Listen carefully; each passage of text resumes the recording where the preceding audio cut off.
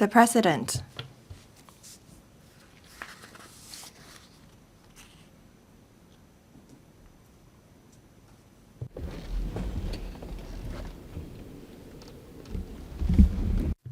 Questions. Question 1. Ms. Lam So-wai. Thank you, President.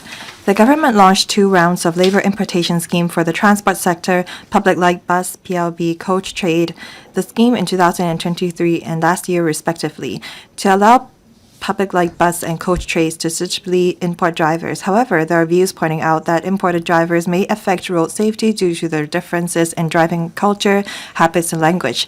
In this connection, will the government inform this council, 1, of the respective numbers of workers to date who have come to Hong Kong through the second round of applications under the scheme, and those who have commenced the driving work after obtaining the relevant driving license and completing the route training, whether it has compiled statistics on the driving test passing rate and retest rate of imported drivers under the scheme, and the traffic accident rate after commencing their driving work, with a breakdown by the type of vehicle they operate, that are PLB, coach, and cross-boundary bus. 2. How it will ensure that imported drivers under the scheme are adequately trained to avoid high proportion of imported drivers failing the driving tests and requiring retakes, as well as the occurrence of a high traffic accident rate. And 3, given that some members of the cross-boundary bus industry have pointed out that there is still a shortage of drivers at present, whether consideration would be given to increasing the quotas or launching the 3rd round of applications under the scheme. Secretary for Transport and Logistics. President, the government has all along been concerned about the persistent shortage of drivers in the public light bus and coach trades. In June 2023, the government announced the Labor Importation Scheme for the transport sector, PLB, coach trade, the scheme in short, which can reasonably address the manpower shortage problem in the relevant trades while safeguarding the employment opportunities for the local workforce. Our reply to the questions raised by Ms. Lam So-wai is as follows. 1 and 2.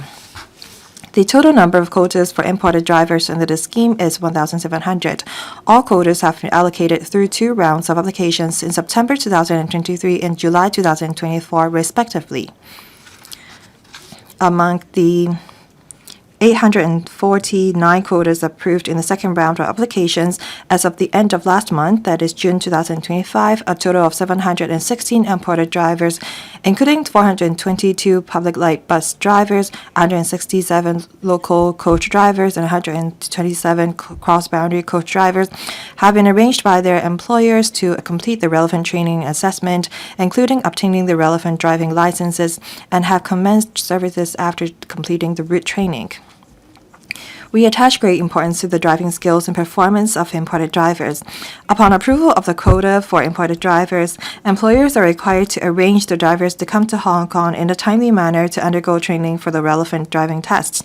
Under the existing mechanism, imported drivers are required to pass and comply with the same driving test arrangements and standards as those for local drivers to ensure road safety.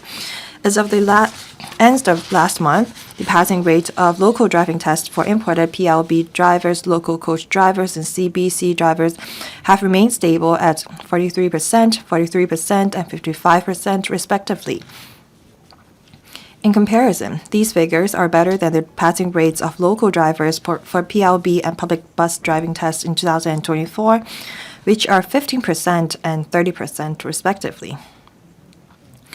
In addition, as of the end of last month, the percentage of imported PLB drivers, local coach drivers, and CBC drivers who had to retake the driving test to pass are 63%, 54%, and 42% respectively. After passing the driving tests, imported drivers are required by law to attend the PLB or public bus pre-service course. The course is aimed to enhance the awareness of new drivers on driving safety and driving attitude, and equip them with basic knowledge of passenger service and skills in customer service, etc. Imported drivers must complete the pre-service course and pass the course examination. The Transport Department will then issue a full driving license to the imported drivers. Before commencement of driving services, the employers will also arrange route training for the imported drivers, so to enable them to familiarize themselves with the driving and passenger pickup arrangement of the assigned route. Since the introduction of the scheme, the Transport Department has been actively following up and coordinating with the operators, including enhancing the driving test arrangements and reminding them of the need to arrange adequate driving test training for the imported drivers. As the scheme progresses, employers have gained a thorough understanding of the procedures and processes of importing drivers, as well as the arrangement of the driving tests. They are generally able to arrange for imported drivers to complete the test and training as early as practicable, so as to provide safe services to the public. Same as local PLB coach drivers, operators are required to closely monitor the daily performance of imported drivers. The Transport Department will also monitor the services provided by the operators on a regular basis and conduct on-site inspections to understand the performance of drivers, including imported drivers, as necessary. According to our observation and feedback from employers, imported drivers are generally experienced drivers with adequate traffic knowledge. They are able to handle the road conditions in Hong Kong, delivering steady and high-quality services. At present, the Transport Department requires the operators to submit investigation reports on accidents involving PLB and coach and will take follow-up actions against the operators based on the investigation outcome. According to the number of traffic accidents reported by operators to the police, during the 16-month period from January last year to end April this year, there were a total of 1,115 traffic accidents involving PLBs and 554 traffic accidents involving coaches. Among these, 111 involved imported PLB drivers and 18 involved imported coach drivers, which account for less than 10% and about 3% of the total traffic accidents, respectively. 3. Overall, the implementation of the scheme has been generally smooth. The imported drivers can effectively alleviate the acute manpower shortage in the trades, enhance service standards, and provide quality and stable services to the public. In our observation, some green minibus routes have shown significant improvement in service frequencies and reduction in the number of complaints after introducing imported drivers. With the aging of drivers in the PLB and coach trade, the quotas for imported labor under the scheme can only meet about half of the manpower gap and cannot fully resolve the long-term labor shortage problem faced by the trade. At the same time, with the recovery of the number of visitors and more frequent exchanges between the Hong Kong and mainland, we notice that there is a growing demand for citizens and visitors for public transportation, particularly for local coach and cross-boundary coach services, which poses challenge for the manpower situation of the trade. The government will continue to closely monitor changes in the local labor market and the manpower situation, and will continue to review the implementation of the scheme and assess the manpower needs of the trade. At the same time, we will maintain close communication with various stakeholders and enhance information dissemination through the stakeholder consultative group and review the scheme in good time. Thank you, President. Ms. Lam So-wai. Thank you, President. I thank the Secretary for her reply. I understand that there are a series of measures to make sure that the driving of imported drivers is safe. Given the aging population, many drivers in Hong Kong are quite old, and we have 50% of manpower gap in the trade. I know that there is a tripartite cooperation among the government, VTC. Once the imported drivers pass the test, they can start working. I know that the first batch will have completed their test in March. So I wonder if the administration have any goals in mind so that we can fill the manpower gap in the trade. Secretary. Thank you, Ms. Lam, for the question. Regarding PLB and coach trade, it's faced with acute manpower shortage. We adopt a multi-pronged approach to solve the issue. Apart from labor importation scheme, we've been talking to trade unions, public light bus and coach trades, as well as operators, coupled with employee retraining board to coordinate labor recruitment and training in the local market. With the assistance of the Transport Department and the ERB, PLB operators and third-party training organizations. In December 2024, they jointly rolled out employment-tied training courses to encourage locals to undergo these training and become drivers. In April 2025, the graduates have already started driving minibus in Hong Kong. We see that this program does not only help the trade recruit drivers, they offer training to potential drivers. In the future, we will continue to work with these parties to promote local recruitment of PLB and coach drivers so that we can fill the manpower gap in the trade. Thank you. Mr. Kingsley Wong. Thank you, President. Importing labor will affect the pay of local workers. I know that only half of the manpower gap is met by this scheme, but for cross-boundary coach drivers, they said that the reason why there is a gap is because of low pay. Before the COVID, they were able to receive $30,000 per month. Now they only get $25,000 a month. Some companies hire drivers for $22,000 only per month. So I wonder if the administration will ask the operators to use $30,000 to hire imported workers instead of $22,000. Secretary, thank you. When we rolled out the labor importation scheme, we've talked to employer and employee organizations.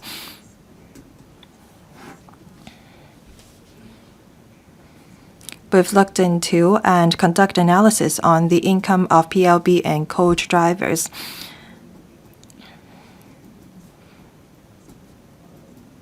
Drivers want to see an increase in their pay. However, for employers, they have to hire imported drivers at a median wage level of the trade. This has posed burden to them. We want to, through a multi-pronged approach, to enhance or to address the problems so that we can create demand for the trade while filling the manpower gap so that the PLB and coach trades can continue to play an important role in our economy. Ms. Jovi Chan. Thank you, President. Starting from 2023, the government extended the labor importation scheme to the PLB and coach trade.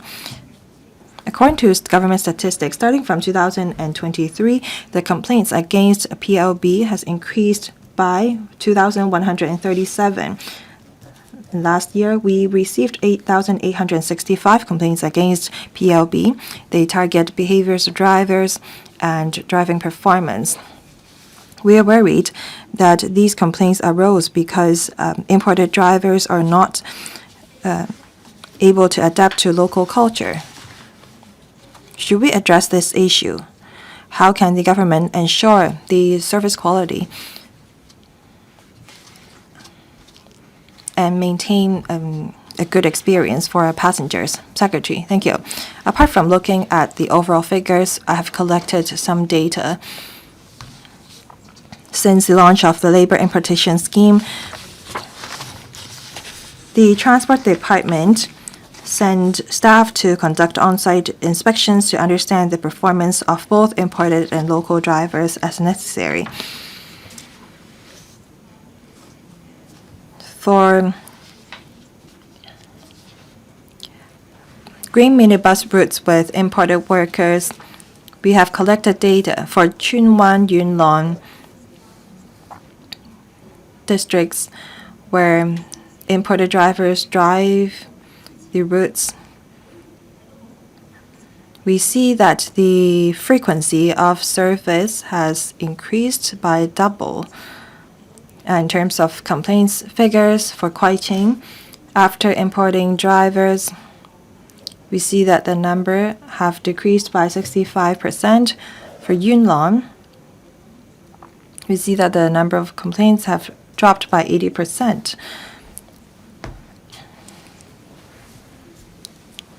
So we see positive feedback not just from the employers but also passengers. We have the same requirements for both imported and local drivers. We want to alleviate the acute manpower shortage in the trade so that a reliability of minibus service can be enhanced and we can ensure service quality to the public.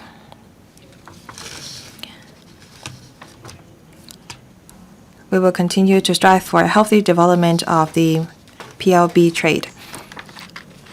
Mr. Stanley Lee, thank you. Many members of the public told me that they want to see an increase in service frequency of PLB and bus. After we receive such requests, we meet with the bus companies and transport department.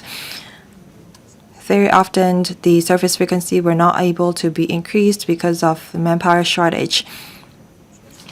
I believe that the labor importation scheme will be able to help us fill the manpower gap and increase service frequency of public transport. However, the cross-boundary coach trade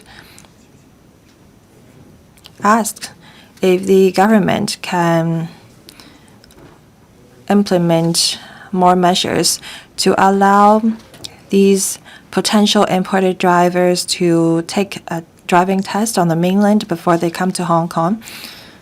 If they can only take the test after coming to Hong Kong, then the cost to be borne by the employers is higher.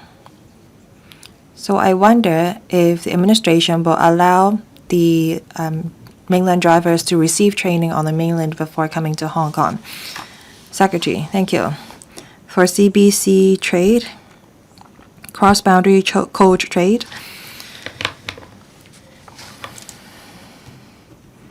previously, we saw many idle vehicles. However, given the increase in demand, we see less of such vehicles. During the initial stage of the launch of the scheme, many operators recruit drivers on the mainland. And after these drivers come to Hong Kong, it takes time for them to take the tests. Currently, there are already many imported CBC drivers working. Mr. Lee asked if the drivers can take the relevant test on the mainland so that we can save time. We'll look into it. At the same time, we have to make sure that the standards of the driving test to be done on the mainland is the same as that in Hong Kong, because people want to make sure that the performance of the drivers is up to par.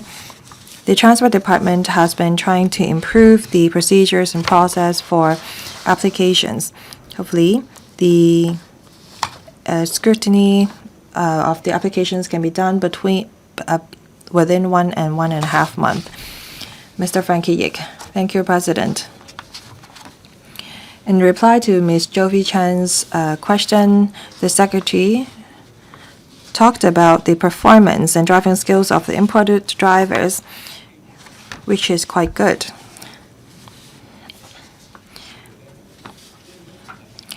The operators who hire imported drivers say that the imported drivers are very hardworking and they are experienced. According to the Secretary, the quotas for imported labor under the scheme can only meet half of the manpower gap. I am glad that the Secretary recognized the problem. I know that the average age of bus drivers is 58 years old. So some of them are over 65 years old.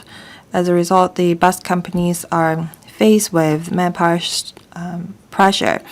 So I wonder if the administration will extend the labor importation scheme to franchised bus. Because franchised bus is like PLB, they have designated routes. Secretary, thank you. Mr. Yik for the question.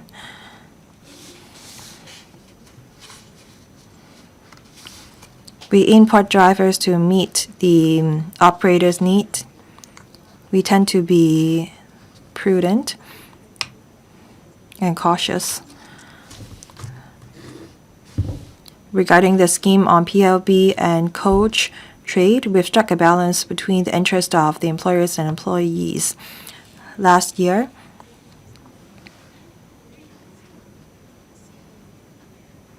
we conducted a survey which showed that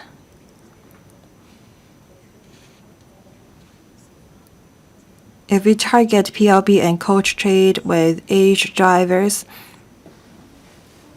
by importing workers, then franchise bus companies will find it easier to recruit local drivers. I believe that the local community would expect that the franchise bus, as the major public transport operators, will be able to offer professional training in the local market.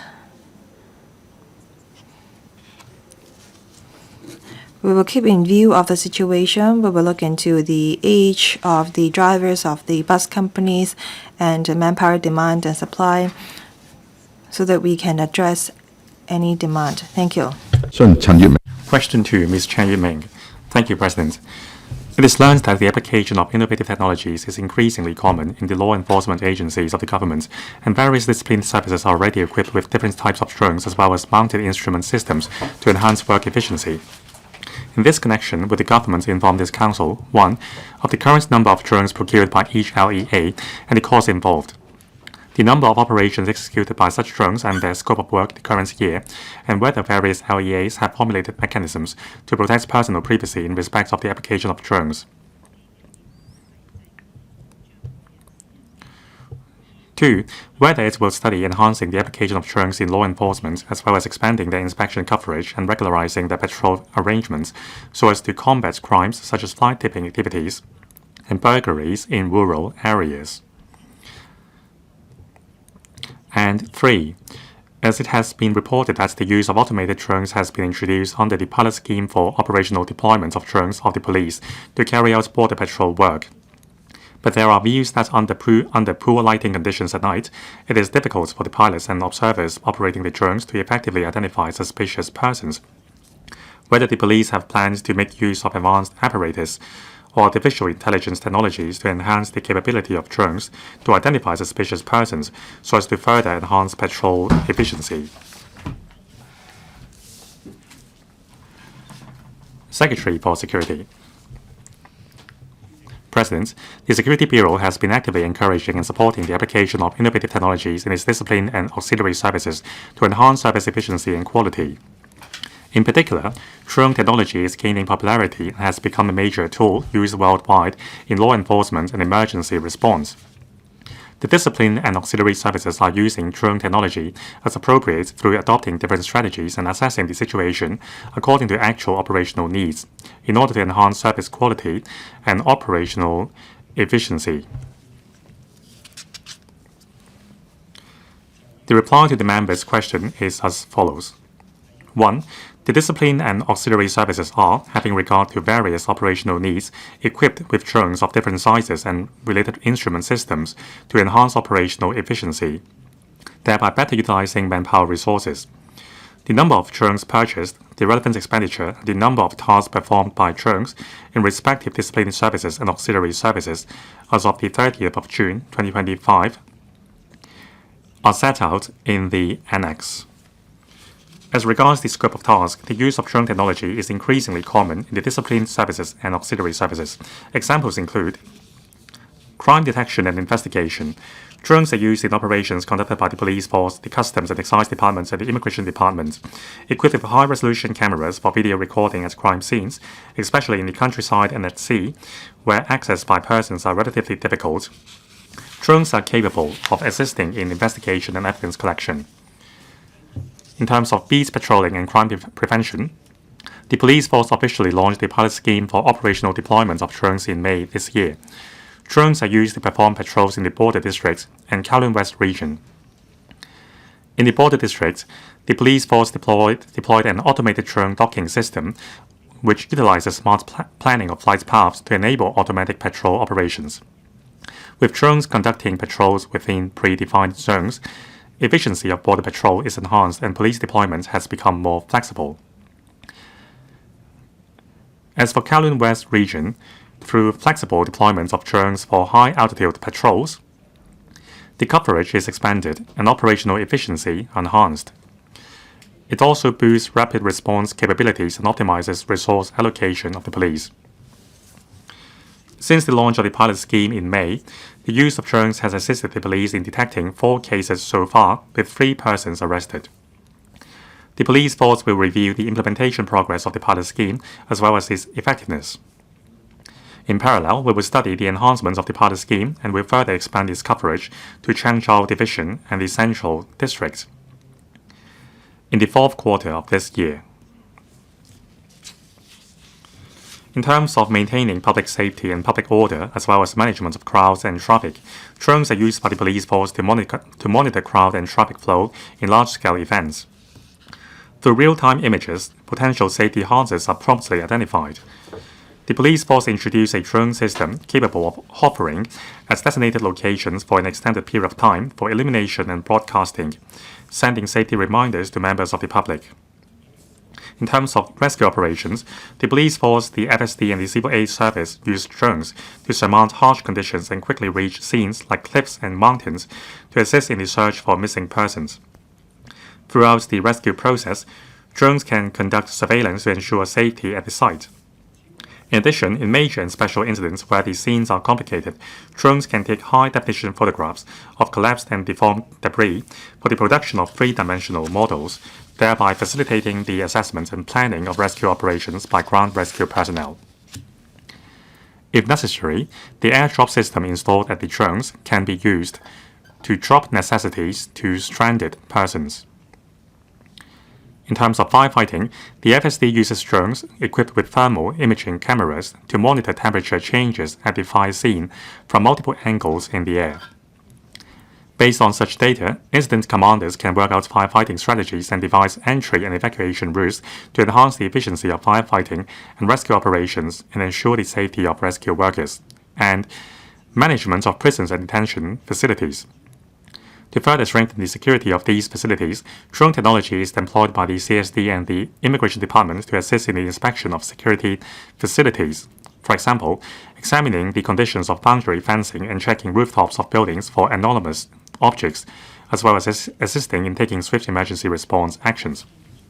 While applying drone technology, the forces will exercise stringent control and supervision in the course of performing duties to ensure that the operation of drones is safe and complies with the Personal Data Privacy Ordinance, so as to protect the privacy of the public.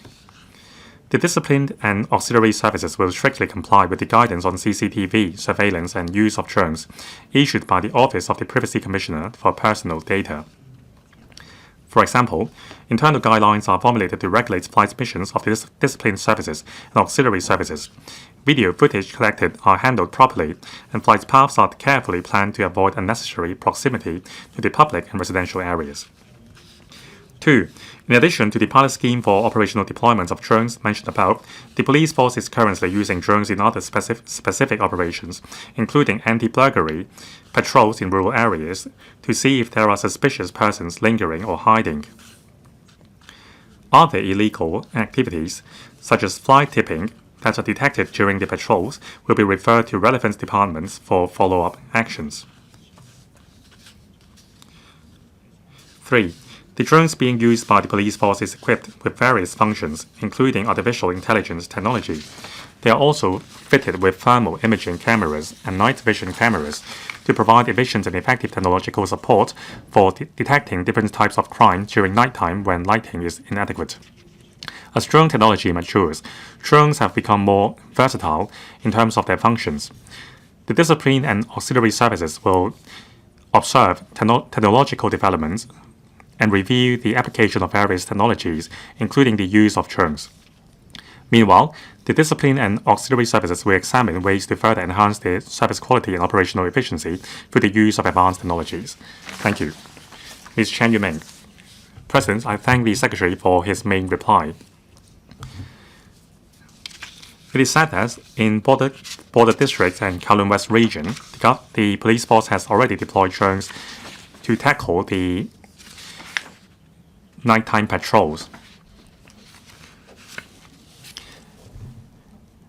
Advanced technologies are deployed to tackling smuggling and illegal immigrants along the land border. Now, since there are technological advancements and considering the positioning of our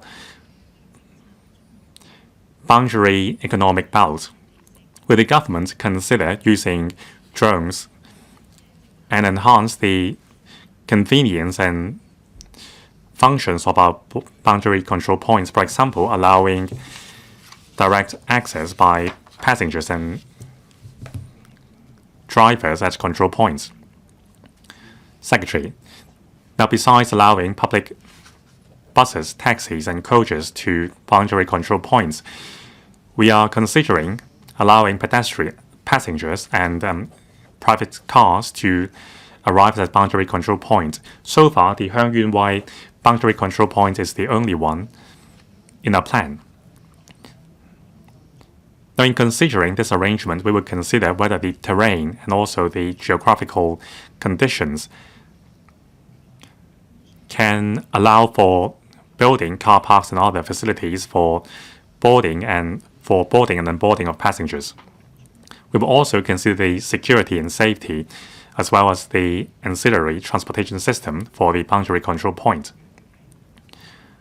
For railway stations and also the Lok Ma Chau Spur Line and Lo Wu Line, these may not be appropriate locations. We are considering other locations, but so far, Hon Yuet-ming boundary control point is the only appropriate location with the adequate conditions. Mr. Gary Chan. Thank you, President. In the Secretary's main reply, he mentioned that the pilot scheme for operational deployment of drones is effective. 4 cases have been detected with 3 persons arrested, and also drones are being deployed for beat patrolling along the border. Now, since using drones can save manpower and financial resources, concerning rural burglaries in new territories, in the past, the police force would deploy village patrol teams to patrol the area. But with the massive areas covered, the efficiency is low. Now, can the police force consider deploying more drones to prevent rural burglaries? If not for the entire district, can several areas be selected for pilot use of drones? Secretary. Thank you, President. The member is right. The efficiency of the pilot scheme is satisfactory. 4 cases were detected and 3 persons arrested.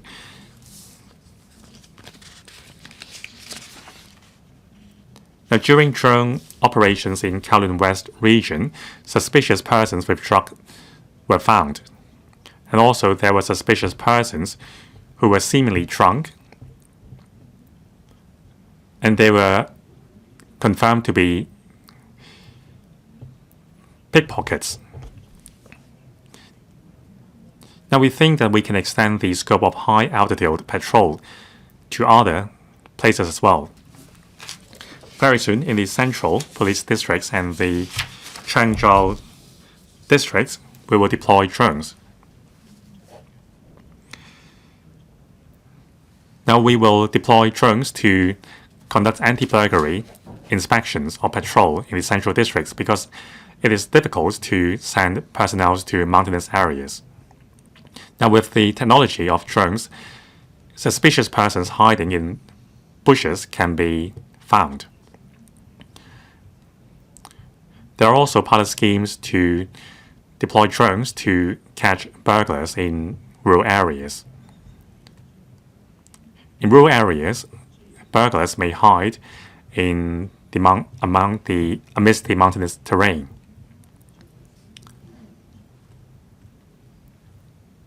So our target is to deploy drones where it is effective to use drones to detect crimes. Ms. Eunice Young. President, I thank the Secretary and the forces for actively deploying drones and other advanced technologies to enhance enforcement and emergency response capabilities. Now, with the more rapid use of advanced technologies and drones in law enforcement in the world, many departments are using similar technologies. Now, earlier on, the police force has deployed patrol robots on the Hong Kong-Zhuhai-Macau Bridge. The 6-month pilot testing has completed. Now, what are the results of the pilot scheme, and when will patrol robots be deployed to urban areas? Secretary. The pilot scheme has been launched for quite some time, and there is room for enhancement. Now, so far, the level of interaction between robots and subjects is low. Now, with AI, we hope that we can enhance the level of interaction.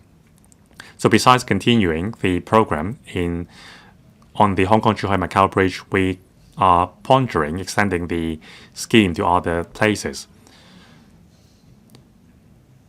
Now, besides patrolling, crowd management is also an area of use. For example, we have deployed drones equipped with AI technology to monitor the crowd leaving the Kai Tak Sports Park so that we can adjust our crowd management strategies. Mr. Dominic Lee. Thank you, President.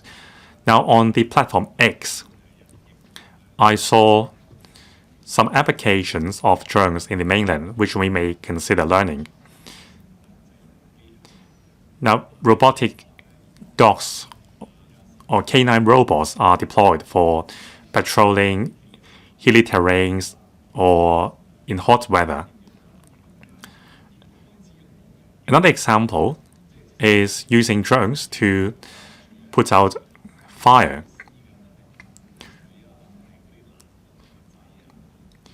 Drones would be used to spray coolants or water for putting out fire. So has the FSD considered this method? Secretary, in terms of rescue missions, we have been using drones equipped with AI, but whether canine robots are suitable for rescue missions or patrol missions on hill, now we are still studying that. We are aware that some places, including the mainland, drones attached with water pipes are deployed for fire missions. So we are studying whether we can introduce this technology for the FSD. Mr. Eric Yim. Thank you, President. We have a very large water bodies around Hong Kong, and it is quite challenging to tackle smuggling activities. So has the government considered using small unmanned aircraft to monitor waterborne activities? And what is the percentage of cases or smuggling cases detected through the use of drones? Secretary, the police force, the marine police, and the immigration departments and the customs and excise departments have been using drones to tackle smuggling. They are especially efficient at night time because visibility is low at night. With drones equipped with thermal imaging detectors, the results are great. I don't have the figures right now. I will share the statistics after the council meeting. Mr. Portier. President, if you look at the Russian-Ukrainian war, drones have played a huge role. So it is no coincidence that we are using more drones in law enforcement operations. Now, there are three major departments, user departments like FSD, immigration or Customs and Excise Department and the police force. Now it seems that the Customs and Excise Department has deployed 91 drones to conduct some 895 missions. Now for the FSD, there are 53 drones with 13 missions carried out. Now for the police, there are 662 drones with 267 missions completed. Now, among all the forces, it seems that the Customs and Excise Department is the most efficient one in using drones. So for other departments, can we gather statistics on why these departments are not using drones more to make their work more efficient? Secretary. Thank you, President. Now we need to understand the context of the work of the departments. For example, for the immigration departments, there are only 5 drones and 29 missions completed. Because only one facility, the Castle Peak Detention Facilities, has drone missions. Now for the FSD, there are 13 missions only, because several drones would be deployed for an extended period of time for just one single fire mission. Usually, the FSD's operations are long, and luckily, unfortunately, we don't have a lot of huge fire incidents in Hong Kong. Now for Customs and Excise departments, they deploy drones for beat patrolling and boundary patrolling.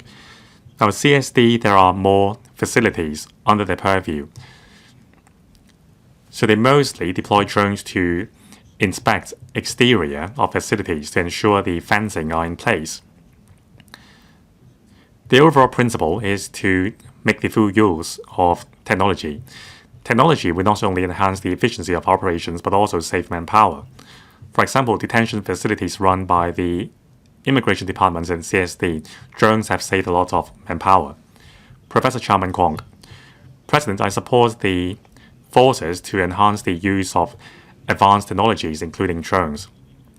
However, while extending the use of technology in law enforcement, can the police force focus more on criminal offenses like theft and burglaries? Now, there are lots of banners along Nathan Road, and it seems that they are telling the public that the police force is using drones to catch traffic offenders. Secretary, we mainly use drones to prevent and detect crimes. For example, burglaries and thefts, and also crowd management and crowd evacuation in the Kai Tak Sports Park. Now for catching pedestrian offenses, that is not the main purpose of our drones. On various occasions, we have been communicating that principle to the public. I reiterate, the main use of drones is on prevention and detection of crime and also to ensure that crowd management is efficient. Thank you. Question 3. Honorable Doreen Kong. Thank you. There are views pointing out that the economic downturn in recent years has led to rising vacancy rates of non-residential properties, for example, shops and offices, thus exerting heavy operational pressure on property owners. In this connection, will the government inform this council, 1, whether it will consider allowing owners of non-residential properties to pay the stamp duty on these transactions by installments so as to alleviate their financial pressure? 2, whether the government will consider introducing policy incentives and initiatives such as suitably relaxing the restrictions on investment in non-residential properties by foreign investors or applicants under the new capital investment entrance scheme, lowering the stamp duty rates for non-residential properties, as well as providing financial incentives or streamlining the investment approval process so as to attract international capital and boost transaction activity in the market. And 3. given that owners of non-residential properties have reflected that despite the drop in the rental values of their properties in recent years, they still need to pay high rates and government rent. Whether the government will draw reference from the practices in places such as the UK and Australia and consider introducing temporary rates concession measures for non-residential properties so as to assist property owners in coping with the pressure of the economic downturn. Secretary for Financial Services and the Treasury. President, before responding to Honourable Kong's questions, I will first give an overview of Hong Kong's latest economic situation and the market conditions of non-residential properties. Hong Kong's economy continues to grow steadily. Real gross domestic product rose by 2.5% in the full year of last year and expanded by 3.1% year-on-year in the first quarter of this year, picking up from the 2.5% growth in the preceding quarter. Meanwhile, according to the Rating and Valuation Department, RVD, the overall vacancy rates for private offices and commercial premises stood at 16.3% and 11.8% respectively at the end of last year, representing an increase of 1.4% and 1.5% compared to 2023. This indicates that vacancy rates for non-residential properties are not solely determined by Hong Kong's overall economic performance. Other factors include the supply of properties, operation and development of individual enterprises, shift in consumption patterns of local residents and tourists, etc. Besides, property owners, when deciding whether to lease out properties, consider factors such as market trends, the asset management strategies and financial positions, rental level, etc. The government has been closely monitoring the situation and developments in the non-residential property market. In light of the vacancy rate of offices in recent years and the relatively ample supply of non-residential properties in the next few years, the government has not put up commercial sites for tender since 23-24 financial year, so as to allow the market to absorb the existing supply. In addition, the government has been actively attracting investments. For example, from January 23 to June 25, Invest Hong Kong assisted over 1,300 overseas and mainland enterprises in setting up or expanding their businesses here, which helps stimulate demand in the local non-residential property market. My responses to the 3 questions raised by Ms. Kong are as follows. 1. We currently have no plan to allow payment of stamp duty on non-residential property transactions by installments based on 3 primary conditions. First, the stamp duty for non-residential property transactions currently ranges from $100 to a maximum rate of 4.25%, constituting only a very small portion of the transaction cost. The maximum rate only applies to a transaction with an amount or value of consideration exceeding about $21.74 million. As stamp duty is usually borne by buyers, we do not consider its current payment arrangement will impose financial pressure on non-residential property owners. Second, according to the Stamp Duty Ordinance, the collector of stamp revenue shall stamp an instrument upon payment of stamp duty. In other words, the instruments cannot be stamped before payment of all installments is made. Generally speaking, instruments that are not stamped cannot be accepted as evidence in civil proceedings, nor can they be registered at the land registry.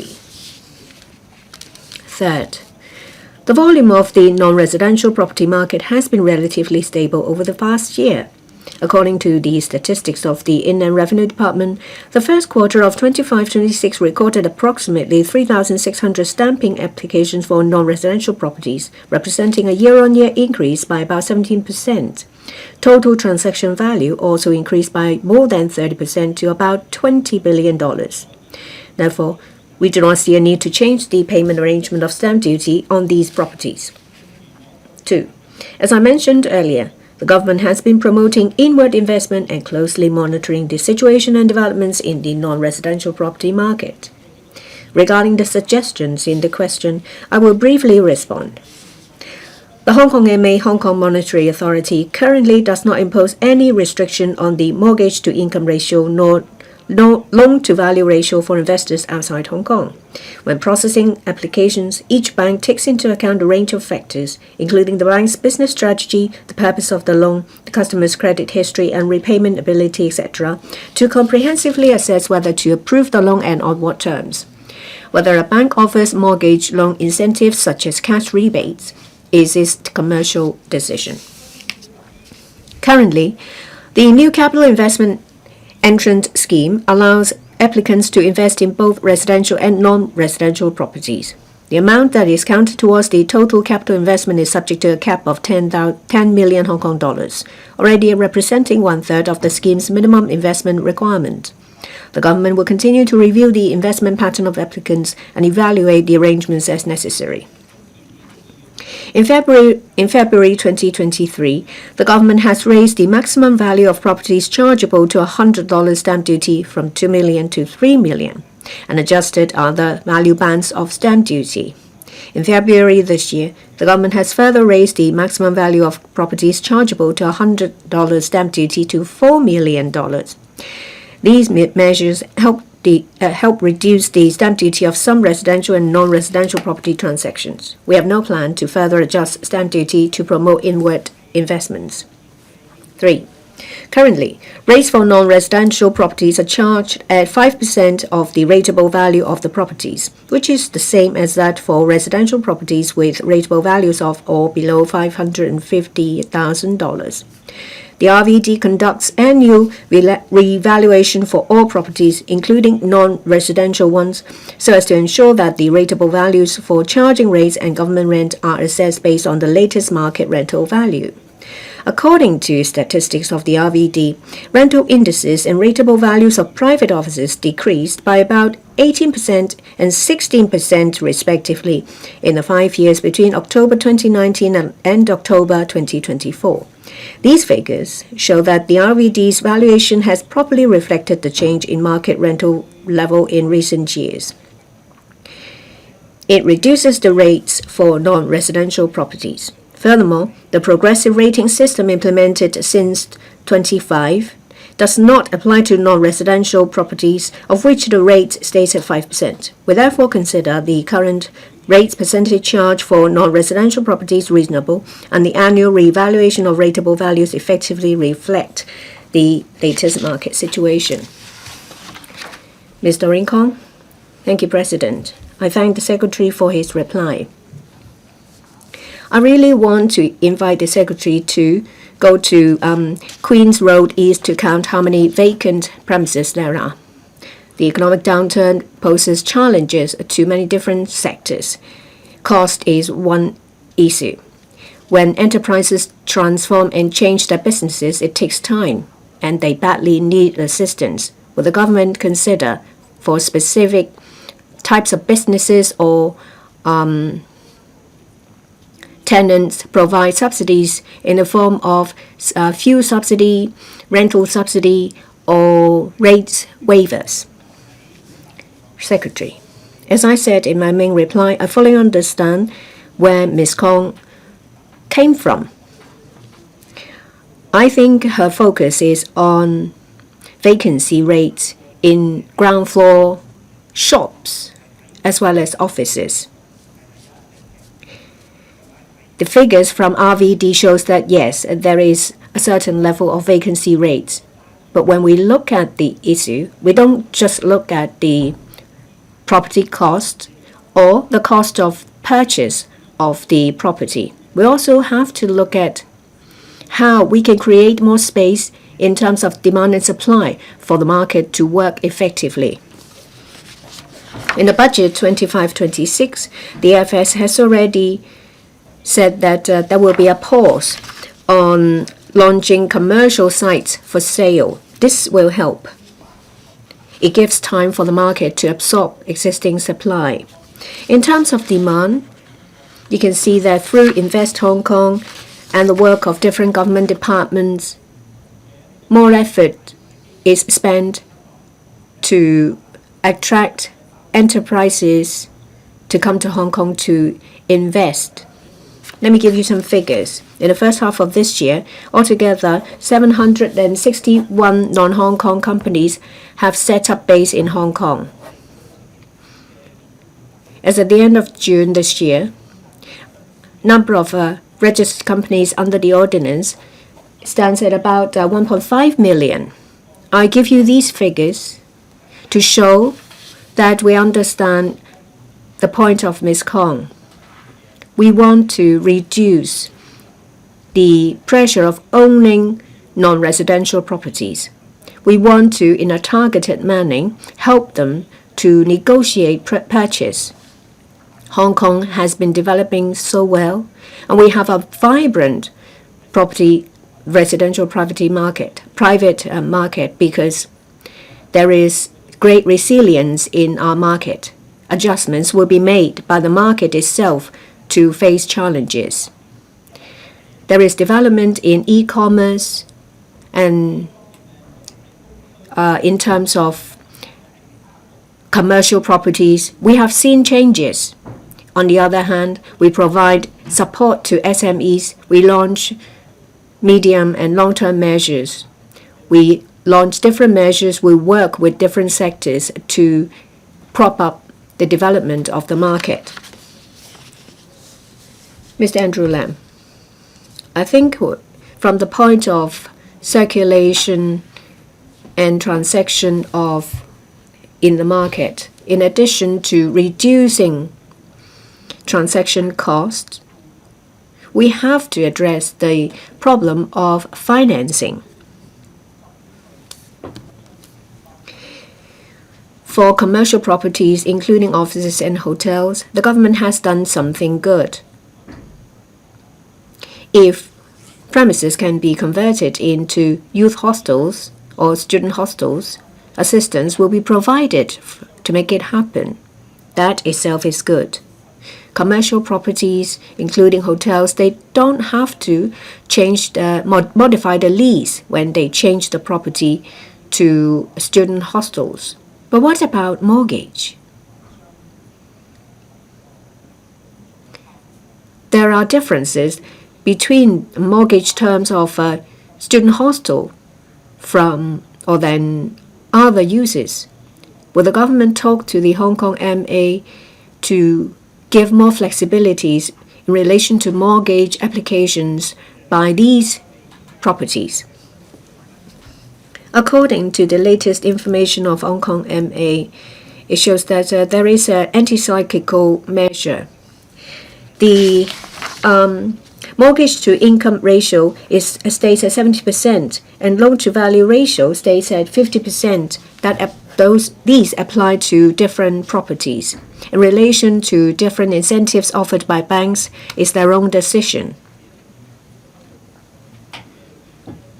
We have been receiving a lot of views from, say, SME associations. They ask for further support in terms of financing. The government actually have different plans. The Hong Kong MA is working with the banks to put in place mechanisms to help them. If there are actual cases showing that they have difficulties, say for example support for SMEs or loans, we have measures to help them. But we need to take into account the considerations of various banks when they make their commercial decision. Mr. Adrian Ho, there is an increasing rate of vacancy for non-residential properties. It's not just in Hong Kong. In London, in the financial city, they have the same problem, and they have changed their positioning. So would the government consider relaxing land use in the lease? Will they provide financial incentives to attract overseas enterprises or high value adding enterprises to be established in certain areas?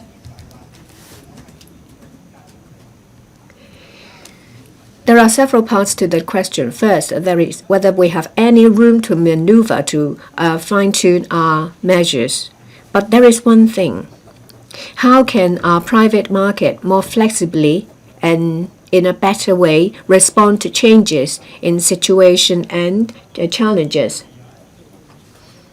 So in terms of measures, will the government have measures in place to facilitate enterprises to set up a foothold in Hong Kong? We have been helping family offices to establish offices here.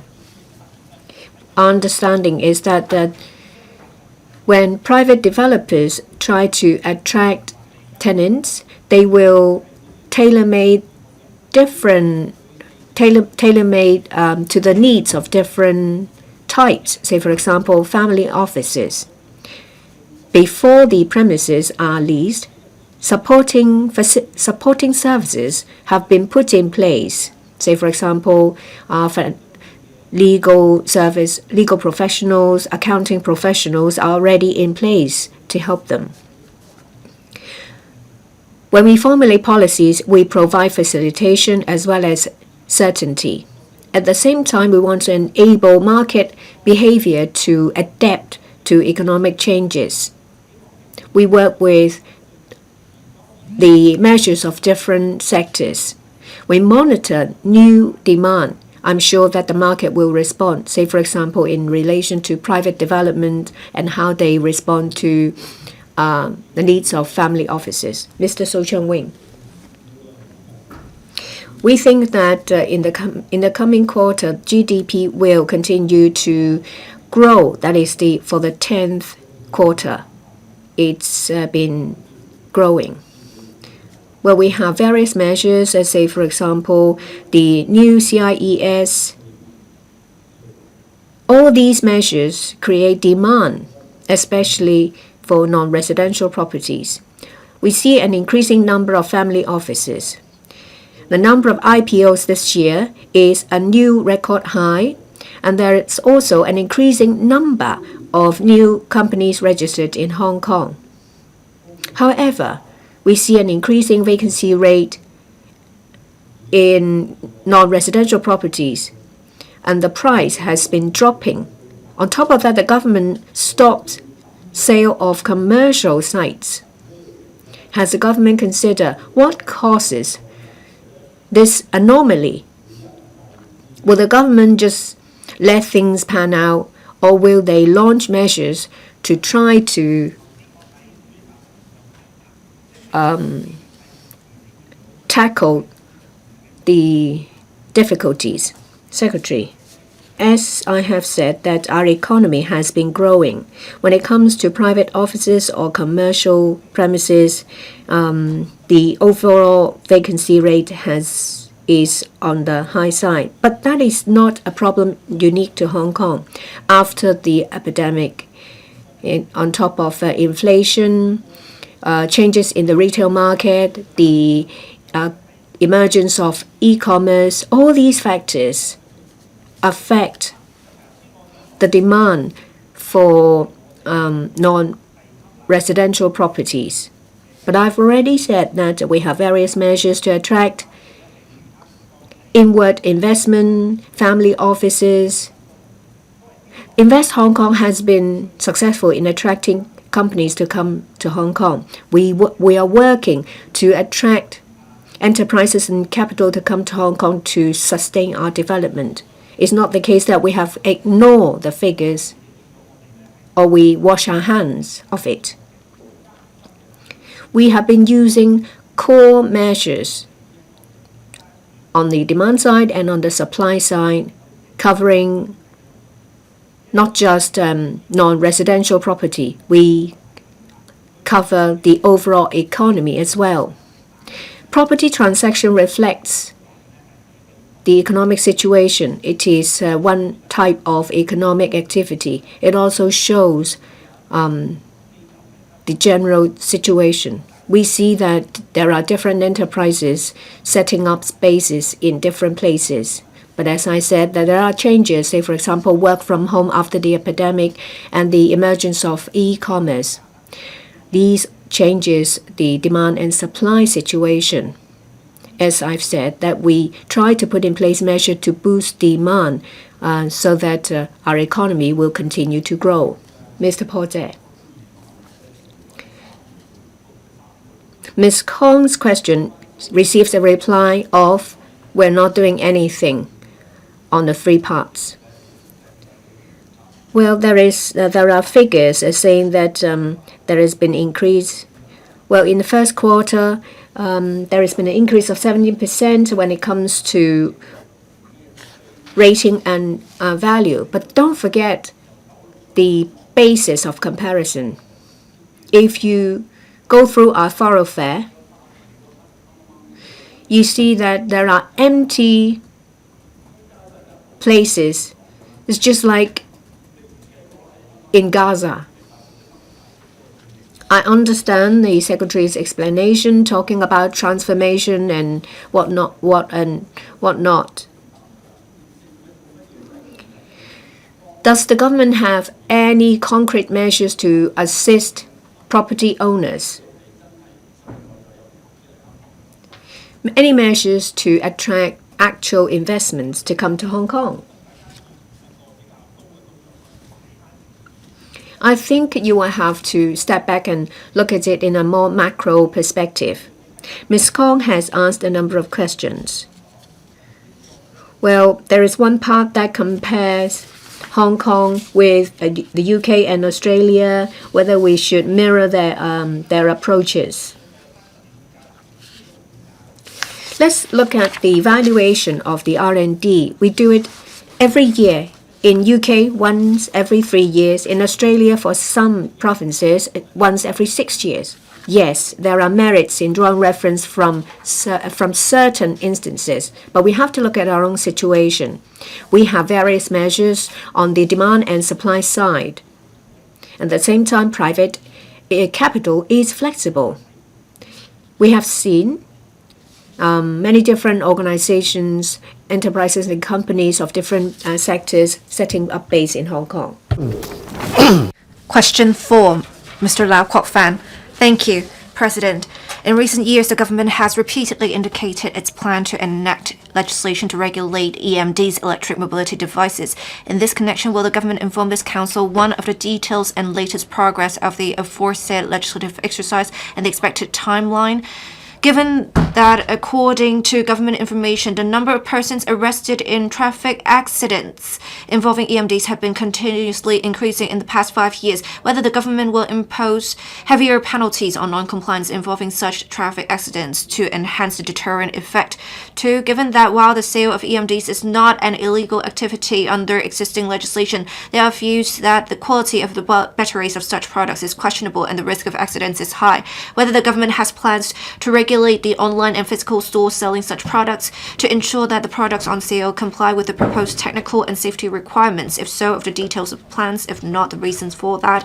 And 3, as it has been reported that at present EMDs are widely used in different districts, quite a number of takeaway food couriers and elderly people use EMDs as a mode of everyday transport, whether the government will, upon striking a balance among factors such as safety, technical standards, feasibility of law enforcement, and situation of usage, provide more areas and road sections for the use of EMDs, in addition to opening up cycle tracks so as to ensure the relevant regulatory arrangements to better align with the practical circumstances. Secretary for Transport and Logistics. President, the government has always adopted an open attitude towards new technologies for promoting green commuting while attaching great importance to road safety. As EMDs are mechanically propelled, they fall within the definition of motor vehicles under the Road Traffic Ordinance, Chapter 374, and must be licensed before use on roads or private roads. We note that EMDs are becoming increasingly popular around the world. However, given the dense population and high passenger and vehicular flow in Hong Kong, we consider that EMDs should be properly regulated before they can be used to provide effective and safe short-distance commuting options. In consultation with the Transport Department, my comprehensive reply to different parts of the question raised by Mr. LAU Kwok-fan is as follows. EMDs mainly include 2 categories: A, motorized personal mobility devices such as electric scooters, electric unicycles, and electric hoverboards, and B, power-assisted pedal cycles, PAPCs. The government is actively looking into the regulation of EMDs along the following directions. Firstly, regarding the locations for use, EMDs can serve as commuting means for short-distance travel and the first mile or last mile connectivity to and from railway stations and other stations, providing the general public with more options of active transport modes. The Transport Department has been proactively discussing with relevant departments the construction of a comprehensive cycle track network in some new development areas, such as the Hon Q new development area, and will select suitable cycle tracks in other areas that can accommodate the safe co-use of bicycles and EMDs. Except those cycle tracks which do not fulfill the particular requirements, such as insufficient width or frequent crossings with pedestrian footpath and vehicular roads. As for PAPCs, we propose allowing them to be used on all cycle tracks since their operating mode is similar to that of bicycles. Furthermore, given the ongoing changes in the design and operating mode of EMDs, the TD carried out a trial scheme on the shared use of PAPCs in Pakshikot from 2023 to 2024. The implementation of the trial scheme was smooth in general, and the results indicate that suitable ancillary facilities such as charging facilities and frequency of charging will be needed for the operation of the shared mode. The government will make reference to such experience when planning for the road sections for use of EMDs. With regard to whether it is possible to open locations other than cycle tracks, the government understands that public acceptance of EMDs varies. In previous surveys conducted by the TD, over 60% of the respondents supported the use of properly regulated EMDs on cycle tracks, while the remaining 30% of the respondents expressed reservation, with the main concerns being the potential risks of EMDs as well as the limited space of existing cycle tracks. The government will carefully consider the different views to ensure road safety. Secondly, regarding product regulation to ensure product safety, the TD is formulating technical and safety requirements for EMDs and plans to require third-party accredited certification bodies to test the technical specifications as well as the electrical and mechanical requirements of various products. Manufacturers or agents of EMDs will be required to apply to the certification bodies for certification of products, and certified products will be affixed with a QR code certification label for easy identification. With regard to the batteries and electronic devices, we consider that it is necessary for them to be certified according to international standards. For example, overcharging or discharging controls, short circuit and overheating protection, vibration, and mechanical shock tests to ensure product safety. To ensure that the product certification is practical in the Hong Kong market, the TD has been consulting the trade, who generally finds the proposed arrangements reasonable. The TD is identifying certification bodies that possess the relevant capabilities and is working in collaboration with the Hong Kong Productivity Council to formulate the details of relevant certification arrangements, and will continue to give careful consideration to the roles and responsibilities of different stakeholders to regulate product safety so that members of the public can feel confident when purchasing EMDs and use them properly. Thirdly, regarding users, EMDs users must be at least 16 years old and wear a helmet. The government has set up a working group to formulate a code of practice to set out the technical details, operating rules, as well as safety advice and guidelines regarding EMDs. The TD will continue its work on publicity and education, instilling into EMD users proper driving attitude to ensure the safe and responsible use of EMDs. Fourth, regarding the issue of penalties, we considered that the penalties should be proportionate to the risks of using EMDs. For violations similar to those of cycling, such as reckless cycling, reference can be made to the penalties related to cycling. As for certain more serious offenses, such as illegal modifications, reference can be made to the penalties related to motor vehicles. The government is undertaking the relevant law drafting work and will take into consideration the actual experience to ensure the practicality of the proposal. As the topic has a wide coverage, we plan to report the progress to the panel on transport shortly, with the aim of introducing the bill for amending the ordinance and the new subsidiary legislation into the LegCo for scrutiny next year. Thank you, President. Mr. Lau Kwok-fan. Thank you. President, I support the panel to implement regulatory regime for EMDs next year. I have received feedback from New Territories North residents. They consider this to be very dangerous. And 81 arrests were made just last week, and the next day we had an accident in So-wai. I also want to ask, once we have enacted legislation, will the legislation come into effect right away? I also want to ask about accreditation. Batteries are hazardous to a certain extent. with certification done, is it that uncertified batteries cannot be sold? I think we need to make sure we are not only regulating the use but also the sale of such products, so that in future we only have accredited products sold. Thank you. Secretary, we will shortly report the proposed framework to the panel on transport and the progress in legislative exercise, and we can report information relating to the timeline then. We also need to make amendments to subsidiary legislation, so that factors into the time needed as well. As for the use of products, road safety is very important. That much is clear. We have some new concepts of co-use, and we have products making use of new technologies for use of commute in first mile or last mile connectivity. We need proper regulation of such products. We do note feedback given by members. We are looking into having third-party accredited certification bodies to make sure we have proper certification label arrangements. We do also understand there may be concerns relating to sale of such products. Once we have accreditation of such products, we will make sure to have such standards met with the online and physical sale of such products. Dr. Chan Yuet-ming, EMDs can be dangerous if they disregard the relevant road use rules. There are also hazards associated with batteries. If batteries are charged at home, we have seen some incidents associated with that. The issue is quite complex.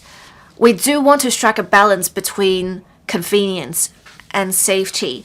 It will be some time before we make progress next year.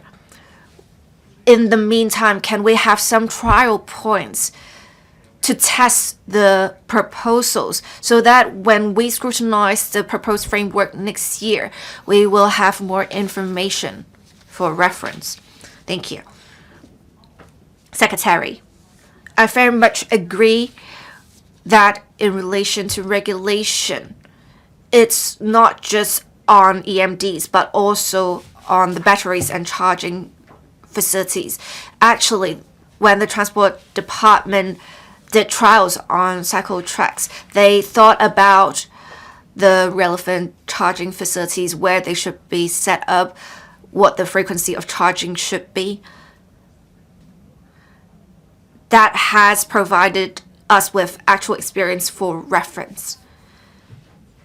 As I said in my main reply, for batteries and charging facilities, we believe there is a need to align with international standards with the tests of such products. When we are drafting up amendments to the legislation and subsidiary legislation, we will communicate with stakeholders and may conduct pilot tests at certain locations. Thank you. Mr. Lee Chun-kang. Thank you, President.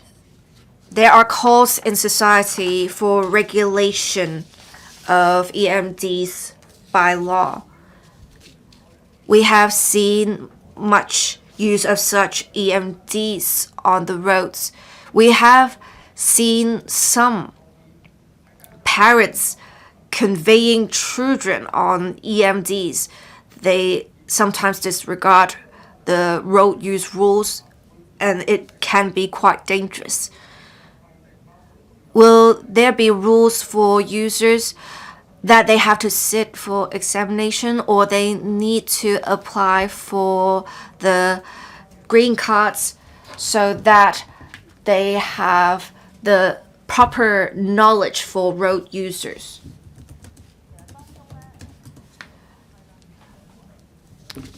Secretary, member, you have made some quite valid suggestions. We plan to make helmets a must with proper rules. We believe with the use of EMDs or just general bicycles, the cyclists, they need to wear helmets. We plan to propose legislative amendments in relation to the use of helmets as well.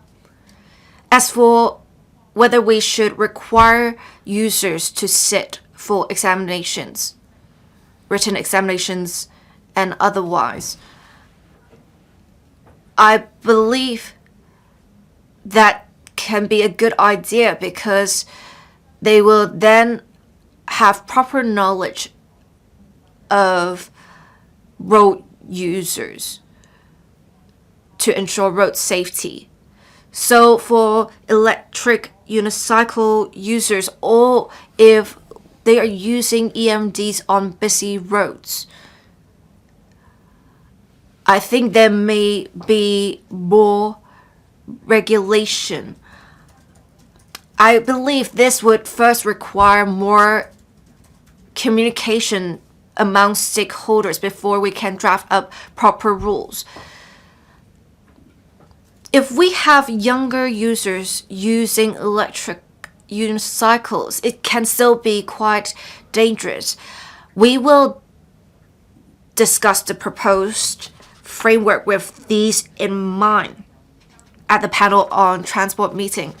Ms. Yong Ho-yan, I have been following on this issue, and last June I have raised an oral question, but it seems that the reply is somewhat similar.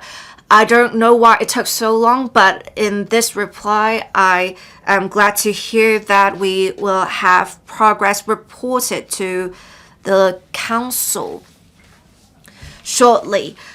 But it has been quite long, 1 or 2 years already. Why has it taken so long? I also want to ask about the government's stance on this. Will you keep an open mind, say in the development of Northern Metropolis, to have more road users use EMDs? I believe the roads may not be as busy in the new development areas. We do note there is such demand for EMDs. So will the government keep an open mind with the use of EMDs in the new development areas? Thank you, Secretary. Indeed, the member has been following up on the issue, and we have noted your feedback so far. We embrace the use of EMDs as a green commuting option. In future, I very much agree that we should include EMDs in the regulatory framework to ensure proper use of EMDs. We may not be moving quickly with the legislative amendment exercise. It is because we have to consider multiple factors. For example, urban development, like the development of Northern Metropolis and new development areas, how we can co-use bicycles and EMDs on cycle tracks. We are actively preparing the relevant amendments. We plan to introduce the bill into the council next year. I believe that will be the right timing for our work. Thank you. Mr. Yang Wing-kit, we have seen with the prevalence of food delivery platforms, we have many couriers using EMDs in a hazardous manner, and many residents asked me to convey their views that there should be further combating of such use. And you also said you would impose heavier penalties. I do appreciate that. I've also heard some residents ask if you could work with food delivery platforms to have a points accumulation system. If a number of points are accumulated because they have used the EMDs in a hazardous manner, they will be suspended from taking orders from such platforms. Would you consider this? Secretary, I think the member's suggestion encroaches on the operations of food delivery platforms.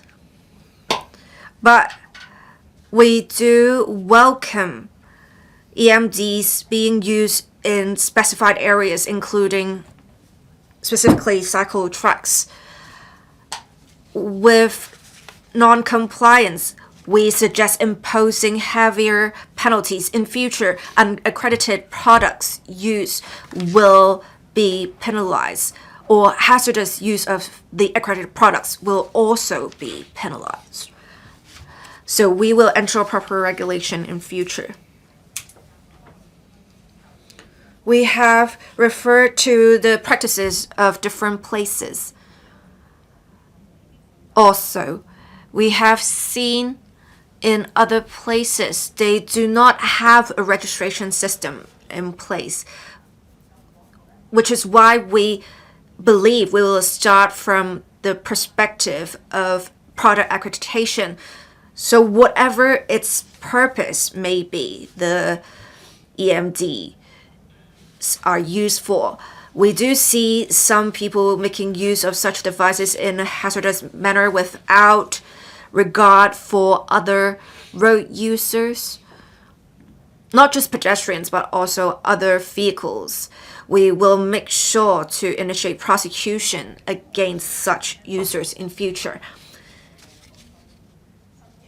Ms. Judy Chan, I appreciate the government embracing these new green commuting options, but there have been views that we need to strike a balance, especially on Hong Kong Island, because the roads are narrower, or where the population is dense, or where there is a higher elderly population, it can be quite dangerous. So would you have a district-based regime where you will allow the devices only in new territories, but not in Kowloon or Hong Kong Island? Secretary, our preliminary idea is that, say for PAPCs, if they are accredited and their speed is limited, they are used in a similar manner as general bicycles. So they can be used on all cycle tracks. We are actually exploring whether these devices can be used outside cycle tracks. I think we can have further discussions on this. We need to strike a balance, but of course we also need to have regard to safety. I believe with proper regulation it will be safer. Thank you. Question 5. Professor William Wong. It has been reported that the mainland has set up a national smart education public service platform, or smart education platform for short, covering primary and secondary education, vocational education, higher education, and lifelong learning to provide personalized online interactive learning materials along with round-the-clock support for students and continuing education participants. Some members of the community have suggested that the government should prioritize the establishment of large language model, or for short LLMs, and an education platform applicable in Hong Kong's education system, and incorporate therein correct history, culture, and values so as to elevate the quality of education and deepen cultural inheritance in the territory. In this connection, will the government inform this council 1. Whether it has compiled statistics on the total numbers of educational institutions in Hong Kong, including universities, secondary and primary schools, and vocational education institutions which have built on-premises LLMs for subject-based education. 2. Whether it has plans to develop LLMs of subject-based education with local characteristics for use by students and people pursuing further studies in Hong Kong. If so, when the development will begin. If not, whether it will consider building such models. And 3. Given that the mainland has already set up a smart education platform, whether the government will consider discussing with relevant mainland authorities the possibility of replicating the platform in Hong Kong and adapting them for use by local educational institutions at various levels, following integration with the local curriculum. Secretary for Education. President, as global digitalization continues to progress, the Education Bureau, EDB, in line with the national strategy for invigorating the country through science and education, actively promotes teaching innovation and takes forward digital education in order to nurture future talents to embrace the challenges and opportunities in the era of artificial intelligence, AI. With the formation of the Steering Committee on Strategic Development of Digital Education, we have identified the directions and key focus areas for digital education and are continuously optimizing the curricula, strengthening relevant training for teachers, improving digital education infrastructure, enhancing learning platforms and AI technology, and collaborating with stakeholders from various sectors in order to promote the implementation of digital education and enhancing the quality of local education. Our consolidated reply to the question raised by Professor William Wong is as follows. With training in the form of deep learning of massive text data, LLMs are able to generate natural language texts and handle various natural language tasks, such as text summarization, questioning and answering, and translation. On the education front, the application of LLM serves as learning and teaching aid, which assists teachers in preparing lessons, setting questions, and marking assignments on the one hand, and helps students search for information, obtain writing advice, etc. on the other hand. At present, the application of LLMs in teaching is being developed and improved continuously to effectively enhance the quality of education and depth of cultural heritage, including incorporating proper values with respect to history and culture through the application of LLMs. It is essential for teachers to apply technology in a professional manner and draw reference from resources from local, national, and international online platforms in order to flexibly adopt teaching strategies and design quality learning activities which align with the curriculum and meet the needs of students. In this connection, the EDB has been encouraging and supporting schools to explore and adopt diversified and appropriate teaching strategies based on their school context and students' learning needs, and to make good use of technology, including LLMs.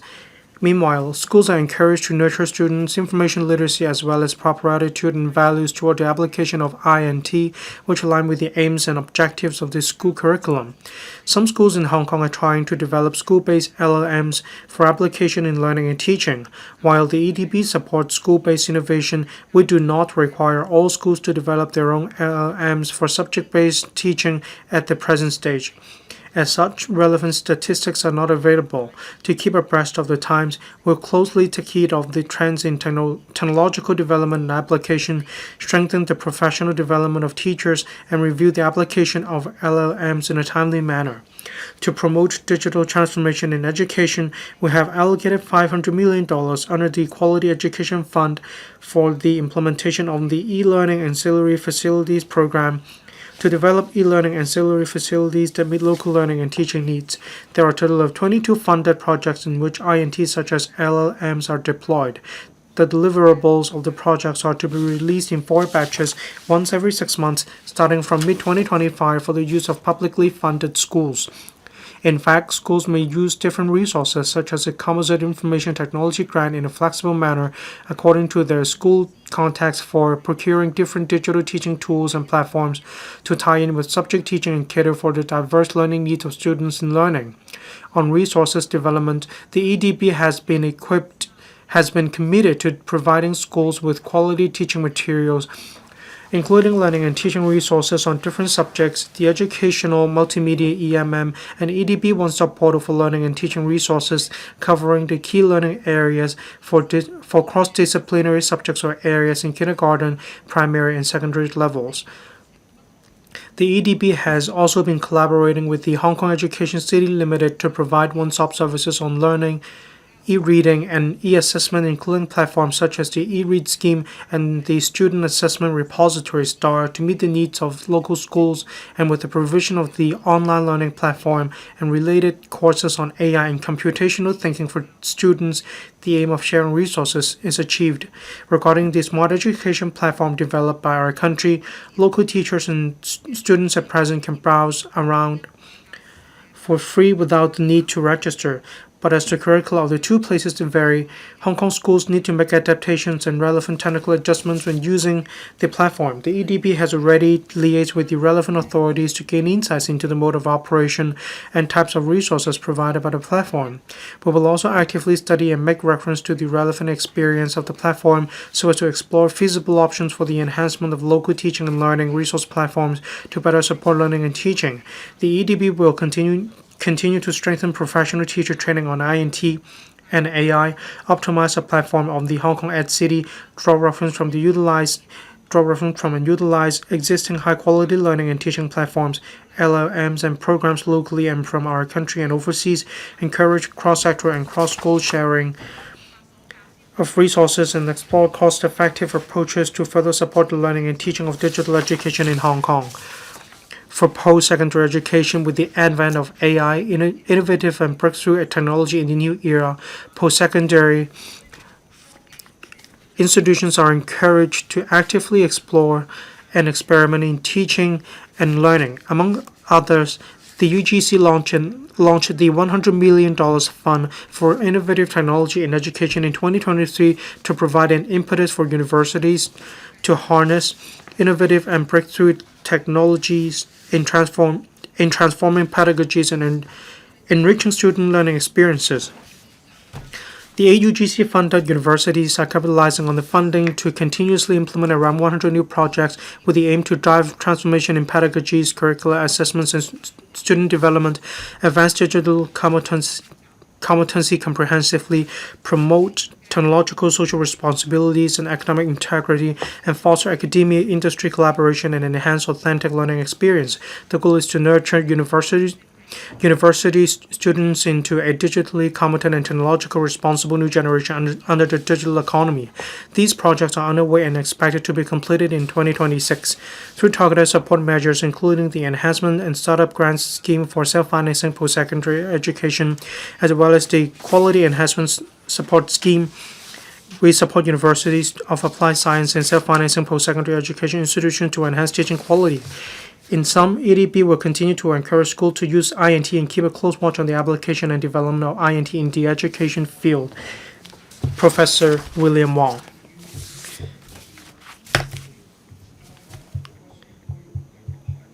Hong Kong uses AI models developed by overseas jurisdiction, but these models absorb overseas contents and they lack our own mindset, culture, and models.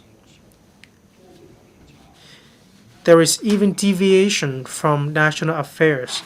They may not be suitable for the education environment in Hong Kong. That is exactly why we need to develop an LLM that is suitable for local education in Hong Kong. Only this will reflect the cultural value of China and Hong Kong. This will better suit the needs of local students and teachers. We don't have to rely on tools developed by others to educate our future generations. I hope the government will consider developing a dedicated model or dedicated LLM that is suitable for local education use. Secretary, thank you. We are partnering up with universities to develop LLM suitable for local use. In our main reply, we already said that the application of AI and digital education or even different online portals Actually, we focus on nurturing students in relation to correct values and a sense of responsibility. We need them to be able to tell right from wrong. That's why digital literacy, professional teaching, these aspects are very important. We need to teach students to cautiously apply information that they can find online. That's why we will adopt a two-pronged approach. Not only will we develop our own LLM, but we will also be working hard to equip students with the quality to tell the information that is right from that is wrong.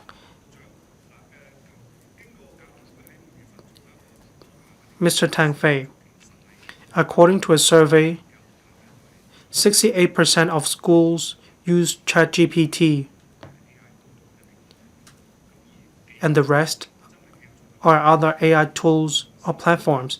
Just a few hours ago, there is a new function in ChatGPT that is research and learning. A lot of schools in the mainland have started to use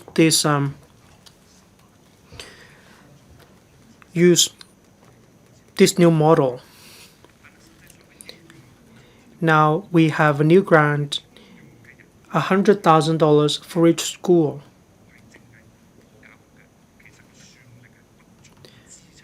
The computing power of the model isn't sufficient to support lesson preparation or the marking of assignments.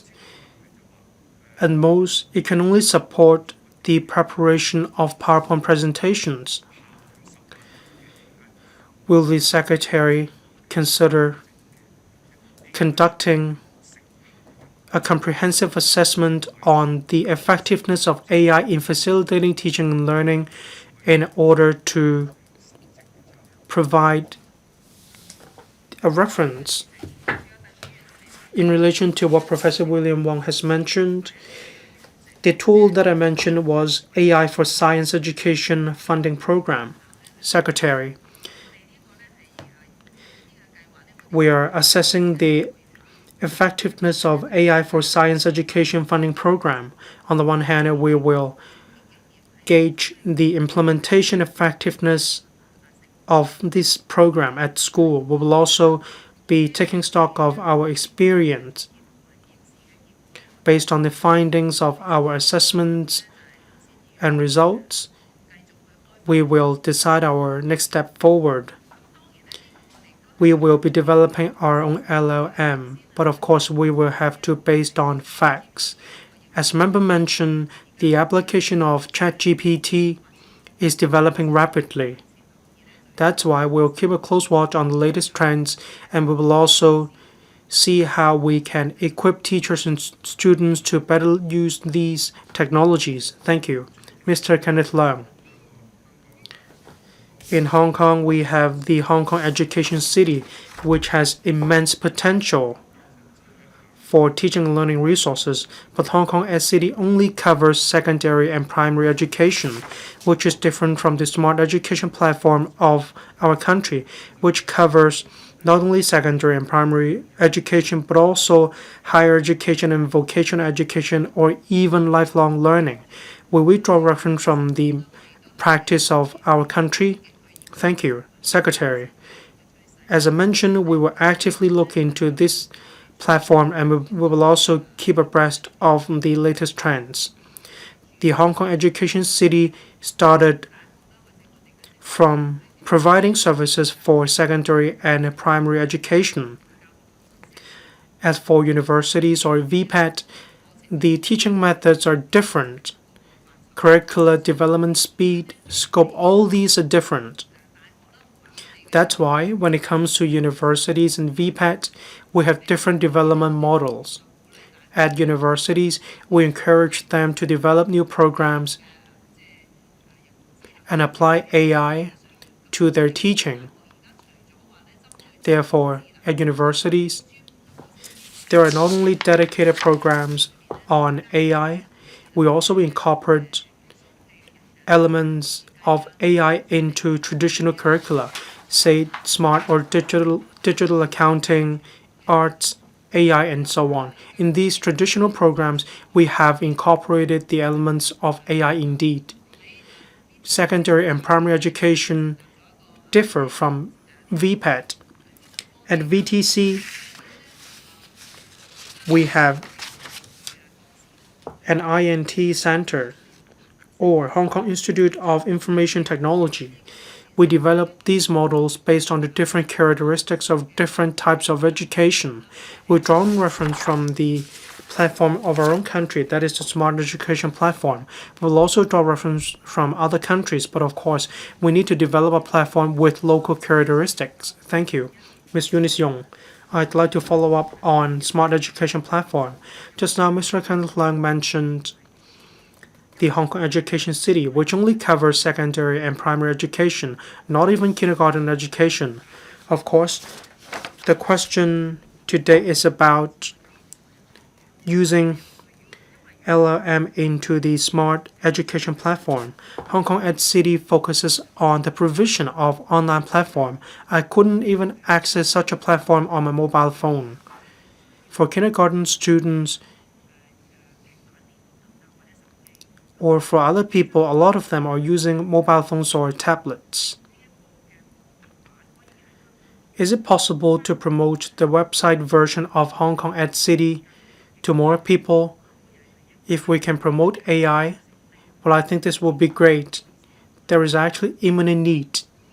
The aim is to benefit kindergarten students as well. Secretary. Thank you. As I mentioned, we have already set up the Steering Committee on Strategic Development of Digital Education. QE Fund, Hong Kong Ed City, Curricular Development. We have consolidated different resources of the government to develop AI.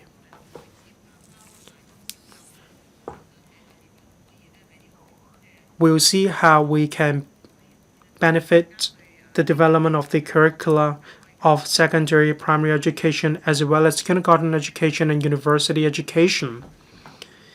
We will work with the Steering Committee on Strategic Development of Digital Education. As regards kindergarten, there is requirement in relation to screen time.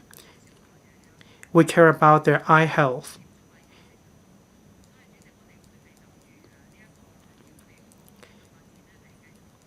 Socializing is very important to kindergartens, and this method is different from that used in secondary and primary education. Thank you. Mr. Chu Kwok-fan. Just this month alone, online application of AI in teacher training, we have a total of 11, covering a lot of different subjects as well as a wide range of AI tools. I'd like to ask about the application of AI at schools. Will the administration set up long, medium, and short-term goals? This will enable teachers to not only learn AI, but also apply AI at schools or in lessons, or even in the handling of school affairs. Secretary, teacher development matters. The role of teachers is very important as well. We need to help students to learn these skills. These should be included in teacher training programs. That's why when it comes to training programs for teachers, we have already incorporated these elements. At the same time, we have incorporated AI training into the training of principals as well. When the time is ripe, we will incorporate these elements into training. Otherwise, if we add this goal no matter what, this will increase the burden on the professional training of teachers. Thank you. Mr. Chen Siu-hong. Thank you, President. Just now, the Secretary mentioned the rapid development of AI. The administration said that they would keep a close watch on the latest trends and development. AI plus development comes with ethics and morals. I'd like to ask the Secretary, when it comes to encouraging schools to apply AI and innovative technology? Will you draw up guidelines to make sure students will have correct values when it comes to using AI or LLM? Secretary, thank you, President. As I mentioned, against the backdrop of the rapid development of AI, we need to teach students how to tell right from wrong. We also need students to be equipped with a law-abiding sense as well as a correct attitude. Looking forward, we will provide a clear guideline for teachers, which will serve as a reference. We're working on it. On applying AI in teaching, we have been updating the students' learning digital literacy framework. A law-abiding sense, integrity, we attach a lot of importance to these areas. Thank you. Last question seeking an oral reply, Mr. Ronald Chan. HKMA, the Hong Kong Monetary Authority, in collaboration with the Hong Kong Association of Banks, launched the Anti-Scam Consumer Protection Charter and the Charter 2.0 in 2023 and last year, respectively.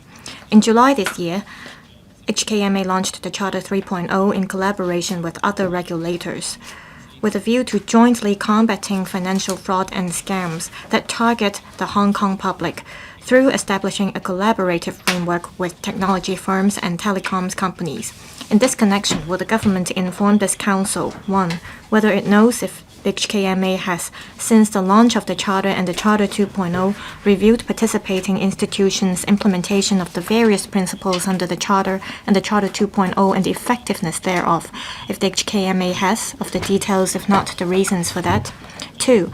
As the Charter 3.0 further extends the cooperating parties to include the tech and telecom sectors, to combat financial fraud through cross-sector cooperation, of the specific objectives which the government and HKMA expect to achieve and the performance indicators formulated for such objectives. And 3. As the Charter 3.0 provides that participating institutions will fulfill chartered commitments based on their business models in a voluntary manner, how the HKMA ensures on this premise that participating institutions can effectively dovetail with the policy direction and deliver the overall intended outcomes? Secretary for Financial Services and the Treasury. President, in recent years, phishing scams have become prevalent. Scammers pose as reputable merchants to obtain citizens' credit card and bank account details for monetary gain. In response, HKMA, the Hong Kong Monetary Authority, and HKAB, the Hong Kong Association of Banks, jointly launched the Anti-Scam Consumer Protection Charter in June 2023 to enhance public awareness of safeguarding credit card and personal information. All 23 card-issuing banks and 15 merchant institutions in Hong Kong participated in Charter 1.0. They make the commitment not to send instant electronic messages to consumers with embedded hyperlinks, to request personal and credit card information online, and to convey the message of beware of scams to the public through various channels. As scammers expanded their tactics to impersonate various financial institutions such as banks, securities firms, insurers, MPF trustees, the HKMA introduced the Anti-Scam Consumer Protection Charter 2.0 in April 2024. Over 300 financial institutions and merchants joined the Charter 2.0, extending its coverage to more aspects of daily life, including financial services, food and beverage, logistics, transport, tourism, and retail. Scams continue to evolve. Scammers not only use traditional telecom tools like phone calls or SMS to reach out to victims, but also exploit online platforms. Governments and regulators worldwide have increasingly recognized the critical role of tech and telecoms firms in combating scams and fraud. HKMA, the Securities and Futures Commission, the Insurance Authority, and the MPF Schemes Authority jointly launched the Anti-Scam Consumer Protection Charter 3.0 in July this year to establish a collaborative framework with tech and telecoms firms to combat financial scams and fraud that target the Hong Kong public. The Charter 3.0 have received full support from the Consumer Council, the HKAB, the Hong Kong Police Force, and the Office of the Communications Authority. Having consulted the HKMA, my reply to the various parts of the question is as follows. 1. The HKMA has been reviewing the implementation of Charter 1.0 and Charter 2.0. Statistics from the police show that the number of phishing scams decreased from 4,322 in 2023 to 2,731 in 2024, with losses dropping from 102 million Hong Kong dollars to 54 million over the same period. This reflects that Charter 1.0 and Charter 2.0 have helped raise public awareness and curb phishing scams. 2. Charter 3.0 expands participation to include tech and telecoms firms, marking a new chapter of cross-sector collaboration among financial, technology, and telecommunications industries in combating fraud. Charter 3.0 aims to enhance effectiveness in 4 key areas. First, regarding reporting of suspected scams and fraud, participating firms will put in place user reporting functions and establish direct and efficient channels for financial regulators to report and follow up on suspected scams and frauds. Second, for vetting of advertisers, participating firms will adopt a risk-based approach to verify advertisers while developing internal policies and tools to monitor the advertisements and content on their platforms relating to financial products or services. Third, concerning removal of fraudulent advertisements, participating firms commit to enforce their terms of service by detecting and removing financial scam advertisements or contents which violate platform policies. Fourth, for enhancing public awareness, participating firms will collaborate with financial regulators in the financial industry to launch various anti-scam campaigns to raise public vigilance against scams. The cross-sector collaboration enabled by Charter 3.0 will raise the barriers to execute scams while helping the public better protect themselves against scams and reduce potential losses. 3.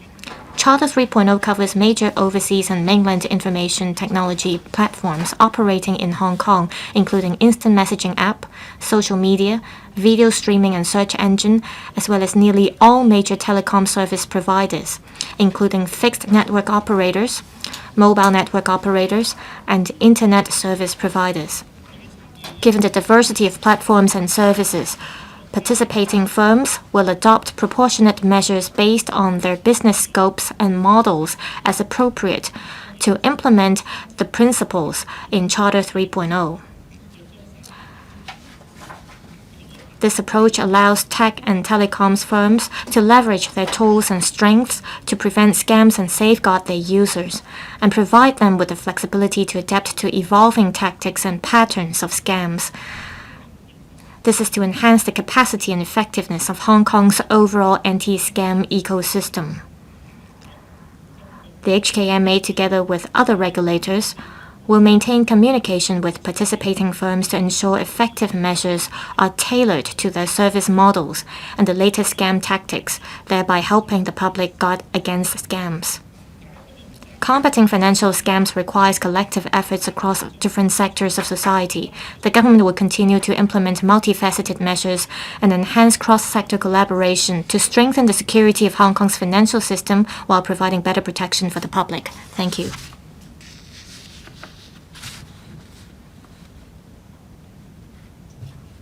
Mr. Ronald Chen. Thank you, President.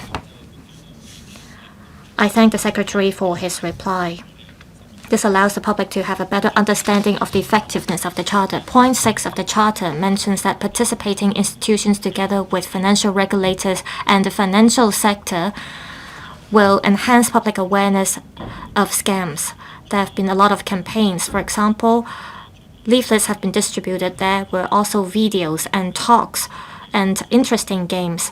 Some large-scale banks, such as the HSBC, also rolled out a campaign and an education exhibition. The Standard Chartered banks also rolled out campaigns and set up pop-up stores in shopping malls.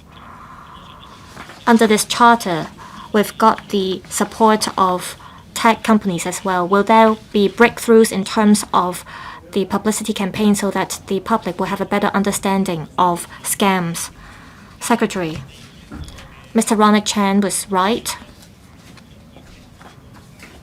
We've got Charter 1.0 all the way to Charter 3.0. In the past, we focused on having the support of financial institutions. And now, under the latest charter, we have the participation of tech companies and relevant platforms. We want to comprehensively guard against scams. After we've rolled out the Charter 3.0, we've got the participation of online platforms. We see that there has been innovation and breakthroughs in terms of their publicity campaigns. I can give you some concrete examples here. For example, some large-scale tech enterprises, including WeChat, through program design competition, increase public awareness of scams. Some large-scale tech firms, also on their platforms, remind users of the common scam tactics so that the public knows when they come across any scams. Some tech firms also proactively take part in offline publicity campaigns. For example, they take part in anti-scam exhibitions organized by banks and also anti-deception campaigns organized by the police. Some financial regulators as well as financial institutions, after joining the charter, have been working with tech companies. And based on the characters of different platforms, they roll out different anti-deception publicity campaigns. So we have seen an evolution in terms of our publicity. In the past, there were credit card scams as well as phishing scams, and now tactics have evolved. There are even online platforms that engage in scamming tactics. So our publicity campaigns have to move with the times. We have to enhance the impact of the publicity campaigns. We have to expand the coverage of the charter. And we have rolled out different anti-deception measures to deal with this issue that is close to everyone's heart. Mr. Vincent Chang. Thank you, President. We see that the charter has evolved and the government has been working hard. But as Mr. Ronald Chan said, we need different ways to allow the public to have a better understanding of the latest scams. My question is this. There have been many AI-powered deep fake scams and messages and even videos. I've come across a lot of them. I think there will be a lot more such videos in the future. In this regard, will you learn from other countries in terms of their advanced technologies? How can we make use of technologies to intercept such technologies and scams? Secretary, thank you. I thank members for providing a lot of information to us concerning this subject so that we can adopt a focused approach. Just now, the member mentioned that algorithms have been made use of on online platforms. Deepfake technologies have also been made use of, and there have been false advertisements. We have noticed this, and Google, as one of the participators of the latest charter,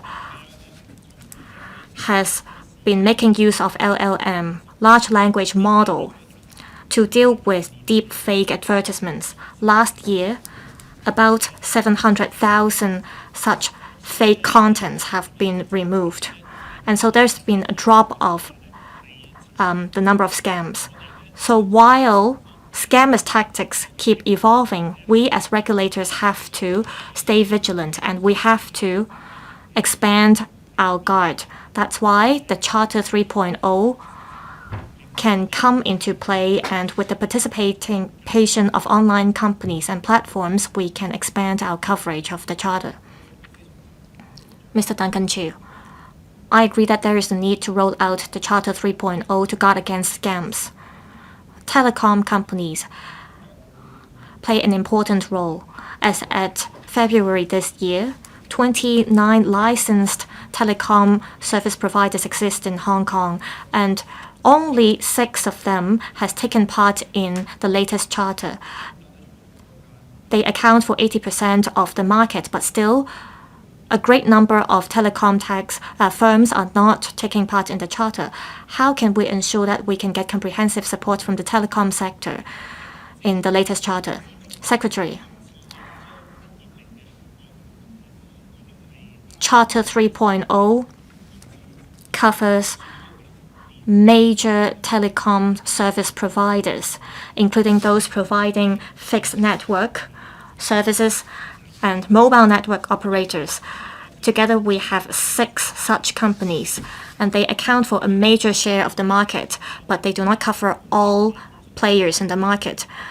Moving forward, the Office of the Communications Authority will welcome any telecom service providers that have not joined the charter, and we will, through OFCA, continue to communicate with the sector. We hope that the Charter 3.0 can be a starting point.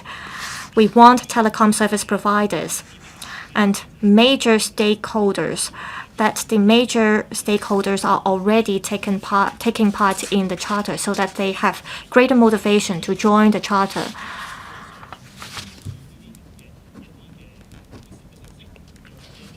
There might be false information and messages and even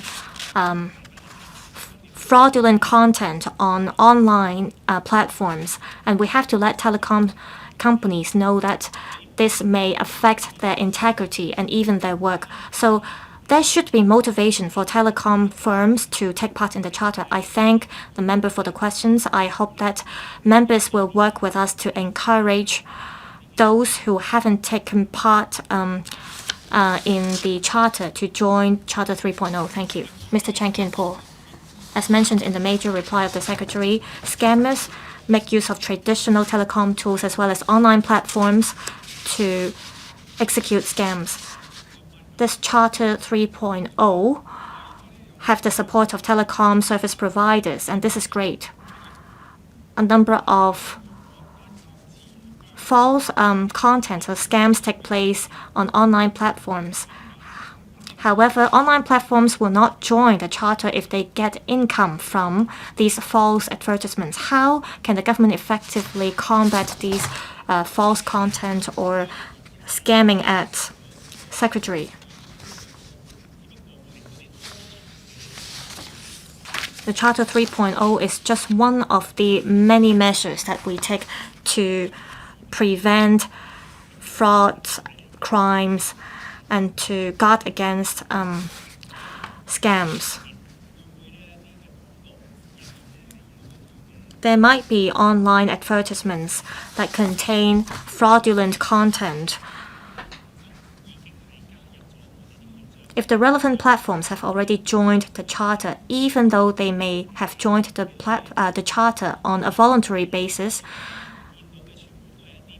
if platform users see any false content on the online platforms, this will affect the credibility of the online platforms concerned, and users may not want to continue to browse the platforms. Therefore, we have been using our own means to convince different companies to join the charter.